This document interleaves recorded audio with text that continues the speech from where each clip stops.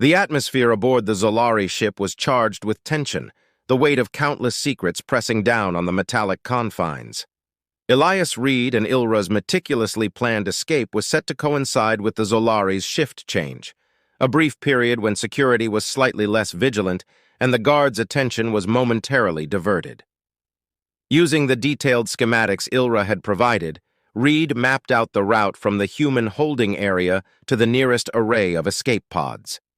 He shared this plan with a select group of fellow prisoners, including Dr. Mia Zheng, who had become a central figure in organizing the captives. Each person had a role, and silent nods exchanged in the dimly lit corridors served as their final affirmation. On the chosen night, as the Zolari guards initiated their shift change, Reed and several others executed their plan. They used makeshift tools, fashioned from stolen pieces of equipment and materials Zheng had collected, to disable their cell locks, an act of quiet defiance that marked the beginning of their rebellion. The group moved stealthily through the corridors, avoiding main pathways and opting for less frequented maintenance tunnels, guided by the blueprint etched into Reed's memory. The hum of the ship's engines and the occasional distant voices of Zolari soldiers provided a haunting soundtrack to their desperate flight for freedom. As they approached the escape pod bay, they encountered a group of Zolari guards. A tense standoff ensued. Reed and his group, fueled by a fierce desire for freedom and a surge of adrenaline, managed to overpower the guards after a brief but intense confrontation. Every second was crucial, and the sounds of their struggle echoed ominously through the ship. Meanwhile, Ilra, at great personal risk, accessed the ship's communication system. She broadcasted live footage of the human escape attempt, aiming to stir sympathy and support from her fellow Zolari who opposed the warlike tactics of their leaders. This bold act of defiance from within their ranks shocked many Zolari, who had been unaware of the extent of the leadership's actions. With the path to the escape pods now clear, Reed, Zheng, and the others quickly boarded the pods. The launch sequence was a cacophony of alarms and flashing lights, signaling not just their escape, but also the potential beginning of a broader conflict or resolution. As the pods ejected from the ship and hurtled towards Earth, the escaping humans knew that their ordeal was far from over, but they carried with them a glimmer of hope. Back on the Zolari ship, the repercussions of the escape were immediate and severe. The leadership was rocked by the internal broadcast of their actions, causing a significant political rift. The footage of humans fighting for their freedom resonated deeply with many Zolari, leading to widespread calls for reform and the questioning of their leaders' judgment. As Reed and the others made their descent back to Earth, international forces rallied, preparing for any potential backlash from the Zolari. Simultaneously, diplomatic channels buzzed with activity as Earth's leaders sought to leverage the incident into a negotiating advantage, aiming to secure not just the safety of the returnees, but also a lasting peace with the Zolari.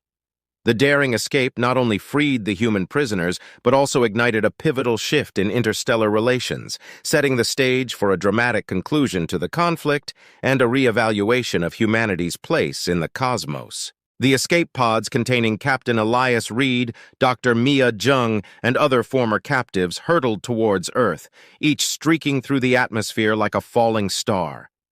World governments, having been alerted by the makeshift distress signals sent during the escape, coordinated a global response to retrieve the pods safely. Upon landing, the survivors were met with medical teams, security forces, and a barrage of media attention. The world watched in rapt attention as these brave individuals, who had endured unimaginable hardships, were finally brought back to safety. In the aftermath of the escape, the Zolari faced an internal crisis. Ilra's live broadcast of the escape had galvanized the faction within their society that opposed the aggressive policies of their leaders. Protests erupted on their home planet, and political upheaval followed. The public outcry led to a swift change in leadership. Those who had advocated for aggressive expansion and dominance were ousted, replaced by more moderate leaders who favored diplomacy and coexistence. This change in leadership opened the door for renewed negotiations between Earth and the Zolari. Ilra, now a prominent figure in the new government, played a crucial role in these discussions. Her first-hand experiences with humans and her role in aiding the escape made her a symbol of hope and reconciliation between the two species. Meanwhile, on Earth, the returned captives were hailed as heroes. Their stories of survival and resistance were broadcasted worldwide, humanizing the face of war and reminding everyone of the personal costs of conflict. Captain Reed and Dr. Zheng became advocates for peaceful coexistence with the Zolari, using their influence to foster understanding and collaboration between the two races. As diplomatic relations resumed, the Earth and Zolari leaders signed a historic treaty, which included agreements on technology exchange, mutual protection, and the establishment of a joint exploratory task force. This task force was designed to explore the universe together, symbolizing a new era of partnership. Ilra chose to remain on Earth, where she contributed her knowledge to the task force and helped to integrate Zolari technologies with human systems. Her presence served as a constant reminder of the potential for friendship and mutual respect between different cultures and species. As the years passed, the collaborative efforts bore fruit in ways no one had imagined. Joint space missions led to discoveries that benefited both peoples, from medical advancements to new energy sources. The sharing of cultural insights enriched both human and Zolari societies, leading to a deeper understanding and appreciation of their differences and similarities. The legacy of the escape, and the pivotal role played by individuals like Reed, Zheng, and Ilra, became a cornerstone of the new era. Schools on both Earth and the Zolari home planet taught their story, not just as a lesson in history, but as a testament to the power of empathy, the importance of ethical leadership, and the endless possibilities when peace prevails over conflict. Through their ordeal, both humans and Zolari had learned the immense value of empathy and understanding, marking not just the end of a dark chapter, but the beginning of a hopeful future together. Their joint narrative served as a beacon for other civilizations, proving that even from the depths of conflict and misunderstanding, unity and peace can emerge, guiding the way forward for all. As the Zolari ships continued to hover ominously over Earth's cities, night after night, the abductions increased in both frequency and brazenness. The abducted were taken from every conceivable location: homes, vehicles, workplaces, even public spaces. The Zolari employed advanced technology that neutralized electronic devices, making it impossible for the abductions to be recorded. Witnesses could only describe the horror as beams of light swept down, enveloping the victims and lifting them into the awaiting ships. Captain Elias Reed, like thousands of others, found himself imprisoned aboard one of the Zolari's colossal spacecraft. The interior was stark and utilitarian, composed of smooth, metallic surfaces that glowed with an eerie, ambient light. The prisoners were isolated in individual cells, designed to restrict movement and sensory input. The only sounds were the low hum of the ship and the distant echoes of other captives. The Zolari's intention was clear: to dissect the fabric of human resilience and extract whatever information they deemed necessary for their survival and strategic advantage. Their methods were clinical and often brutal. Humans were subjected to a series of tests: physiological stress tests, psychological evaluations, and invasive scans. These procedures were conducted by Zolari scientists who, protected by their cultural conditioning, showed little regard for human discomfort or ethics. Among the captives was Dr. Mia Zheng, a biologist who had been at a conference discussing conservation efforts when she was taken. Her deep knowledge of genetics made her a frequent subject of the Zolari's experiments. Despite the harsh conditions, Mia documented everything she observed using scraps of material she found in her cell, scribbling notes with a makeshift ink she created from her own blood and other substances available in the environment. Captain Reed, from his cell, used his military training to stay mentally alert and physically prepared for any opportunity to resist or escape. He noted the routines of the guards, the layout of the ship he could see, and any fluctuation in the behavior of his captors. The Zolari, meanwhile, began to exhibit signs of unease.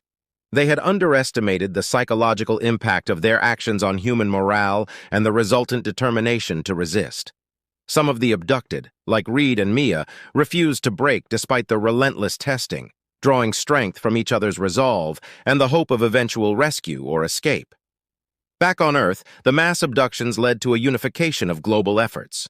Countries put aside their differences, pooling resources and information in a desperate bid to understand the technology and motives of the Zolari, and to devise a strategy to recover the abducted citizens.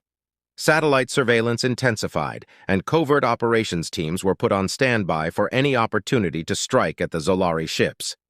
As the world grappled with the crisis, inside the Zolari ship, an unexpected alliance began to form between some of the human captives and a few sympathetic Zolari who questioned the morality of their leaders' decisions. This small group began to lay the groundwork for what would become a significant turning point in the relations between the two species. As the days turned into weeks, Captain Elias Reed and Dr. Mia Zheng, among other human captives, continued to endure the rigorous and often painful experimentation conducted by the Zolari.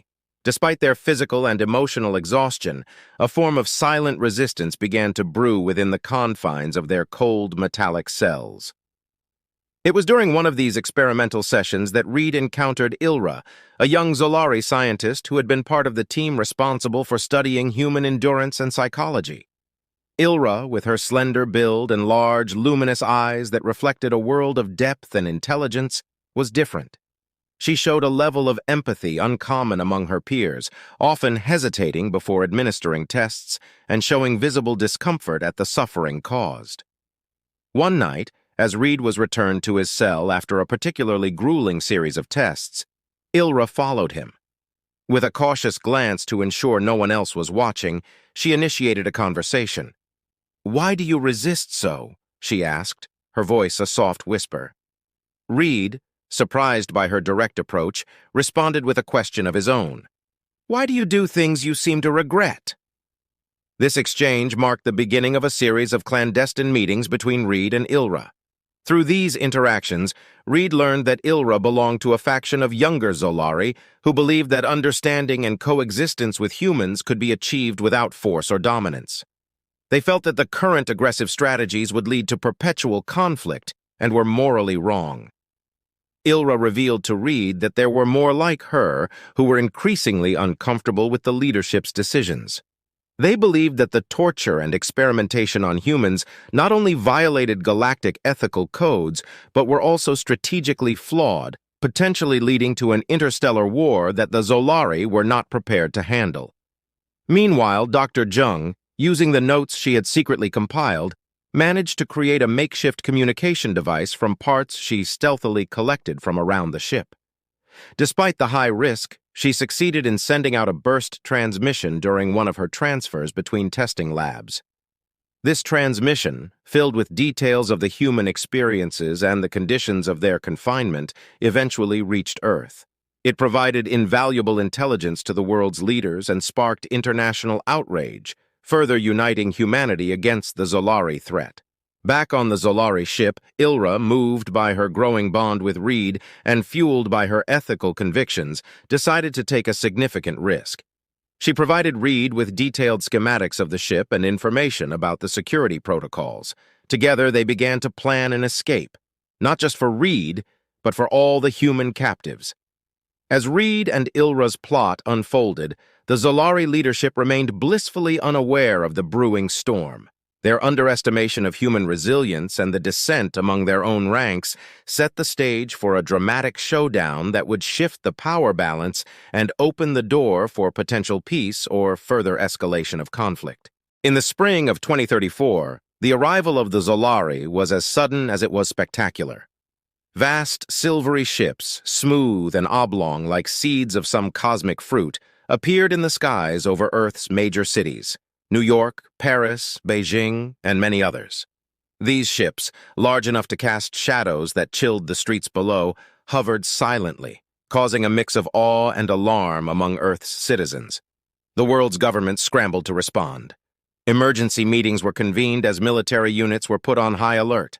The global media erupted in a frenzy of speculation and fear. After several tension-filled days, the Zolari finally communicated. They did so by simultaneously broadcasting a message in multiple languages directly into the telecommunication networks of the world, demonstrating their advanced technology and intelligence. Their spokesperson, a figure with a serene demeanor and an almost translucent complexion, introduced themselves as Ambassador Ceylon. He spoke of peace and a prosperous partnership, emphasizing their desire to share knowledge and resources. Reacting with cautious optimism, world leaders agreed to engage in talks with the Zolari. A series of high-profile meetings began, held in a specially constructed United Nations pavilion. These meetings were a spectacle of diplomacy as human leaders and Zolari representatives negotiated terms and shared visions for the future. However, the harmony was short-lived. Cultural misunderstandings quickly escalated. The Zolari, who valued directness and saw concealment as a form of deceit, were often perceived as blunt and invasive in their communications. Human leaders, used to diplomacy's nuances and often circuitous discussions, interpreted the Zolari's approach as aggressive and imperialistic. Mistrust grew when a confidential report leaked to the public revealed that the Zolari had been observing Earth for decades, studying its languages and cultures in preparation for this first contact. The revelation that the Zolari had withheld this information caused a global uproar. Accusations of espionage and hidden agendas dominated headlines, leading to protests and calls for immediate expulsion of the aliens. As tensions peaked, the Zolari, bewildered by the hostile turn of events and feeling threatened, ceased all diplomatic efforts. In a move that shocked the world, they began abducting humans en masse, aiming to leverage their safety for the withdrawal of Earth's military forces from strategic positions around their ships. Captain Elias Reed's abduction was one among many. An experienced pilot, he was at home with his family when he was taken. His last sight of Earth, a blurred vision of his wife and daughter's tearful faces pressed against the living room window, hands reaching out to him as he was pulled into the sky by an unseen force. The global situation spiraled into chaos as families around the world mourned the disappearance of their loved ones, and the government scrambled to formulate a response to the escalating extraterrestrial threat.